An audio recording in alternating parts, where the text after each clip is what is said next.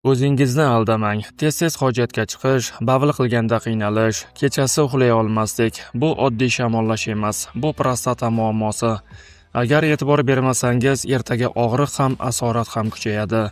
Vitronik 100% tabiiy mahsulot. Prostata bezidagi yallig'lanishni kamaytiradi, siydik yo'lini tiklaydi, erkaklik quvvatini oshiradi. Vitronik ham sinalgan, ham kutilgan mahsulot. Hoziroq qo'ng'iroq qiling va 30% chegirmaga ega bo'ling. O'zbekiston bo'ylab bepul yetkazib beriladi. Assalomu alaykum, Reformuz kanalining obunachilari va internet foydalanuvchilari. Biz boshladik. Eron, Isroil va AQSh bazalariga 80-zarbalar to'lqinini e'lon qildi. Eron eskalatsiya boshlanganidan beri Isroil va mintaqadagi AQSh harbiy bazalariga qarshi 80-raketa zarbalari to'lqinini e'lon qildi. Islom inqilobi qo'riqchilari korpusi asosiy nishonlar Isroilning shimolidagi kuchlar to'planadigan hududlar ekanligini ta'kidladi. Ularning ta'kidlashicha, ular hech qanday cheklovlarsiz katta raketa hujumlari va dron hujumlariga duchor bo'ladi. Asosiy nishonlar Tel Aviv, Kiryat Shimona va Fors ko'rfazidagi 4 ta AQSh harbiy bazasini o'z ichiga oladi. Islom inqilobi qo'riqchilari korpusi hujumlar suyuq yoqilg'i va qattiq yoqilg'i raketalari, aniq boshqariladigan bombalar va jangovar dronlar yordamida amalga oshirilganini da'vo qilmoqda. Eronning ballistik raketa bo'yicha so'nggi xabarlari Xirbatum Dumna yoki Dimona Isroilning yadroviy obyekti joylashgan hududga qaratilgan bo'lib, u juda sovuq va qattiq ogohlantirishni o'z ichiga olgan. Xirosima va Nagasakida halok bo'lganlar xotirasiga.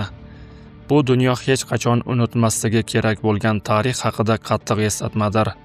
Faqat Xirosima va Nagasakida halok bo'lganlar soni ba'zan asosiy mavzularda ko'proq tilga olinadigan Germaniya Holokost raqamlaridan 10 barobar ko'p deb ta'kidlanmoqda.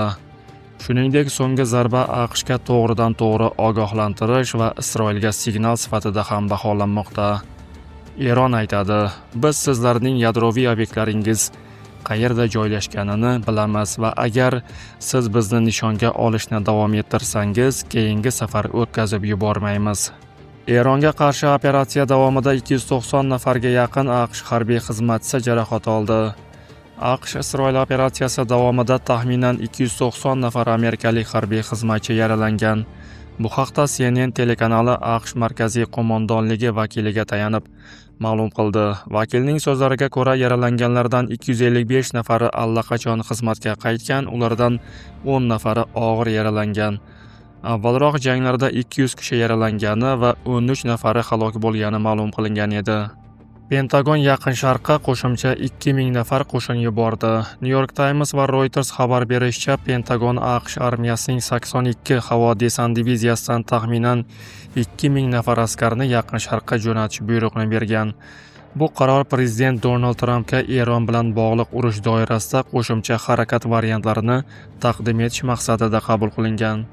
Bu ma'lumotlar Trampning AQSh hozirning o'zida Tehron bilan urushni to'xtatish bo'yicha muzokaralar olib borayotgani va Eron kelishuvga juda qiziqayotgani haqidagi bayonotlari ortidan paydo bo'ldi. Tramp muzokaralar tafsilotlarini ochiqlamagan, biroq ommaviy axborot vositalari Washington Tehronga 15 banddan iborat urushni to'xtatish rejasini taqdim etganini yozmoqda. Shu bilan birga Oq uy matbuot kotibi Levitga ko'ra, ikki mamlakat o'rtasida diplomatik muloqot imkoniyatlari paydo bo'lganiga qaramasdan AQShning Eronga qarshi harbiy amaliyoti davom etmoqda. Eron Islom inqilobi qo'riqchilari korpusi esa urush davomida halok bo'lgan va jarohatlangan amerikalik hamda isroillik harbiylar soni 680 nafardan oshganini ma'lum qildi. Eron razvedka vazirligi ma'lum qiladi. Tehron viloyatida Mossadga oid 39 nafar agent qo'lga olindi. Ulardan qurol, o'q-dori va Starlink sun'iy yo'ldosh qurilmalari musodara qilindi. Turkiyaning harbiy renessansi: Altay maydonga chiqmoqda. Turkiya mudofaa sanoatida yangi davr boshlandi. Bu shunchaki yangi tank emas, balki milliy g'urur va texnologik mustaqillik ramzidir. Nima uchun Altay muhim? Ushbu loyiha Turkiyaning xorijiy qurol-yarog' importiga bo'lgan qaramligini keskin kamaytiradi.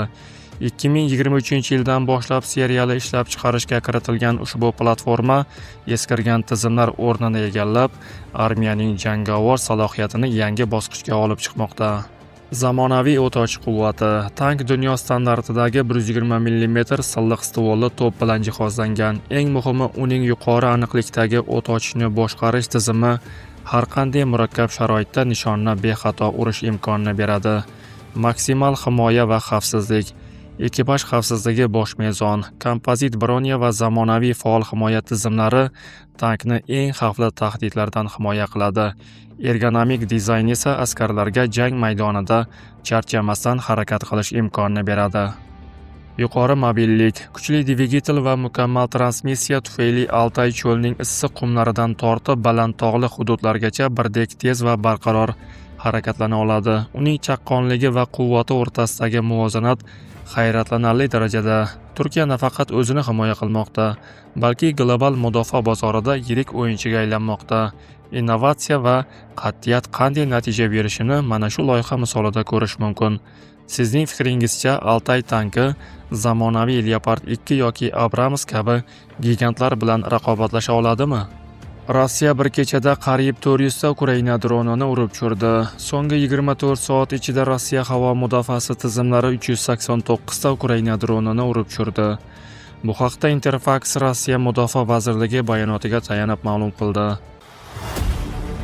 Video ostida o'z fikringizni qoldiring, haqorat qilmang. Reforma o'z voqealar rivojini yoritishda davom etadi. Video yoqqan bo'lsa, like bosishni unutmang. Kanalimizga obuna bo'lib, bizni kuzatishda davom eting. Salomat bo'ling.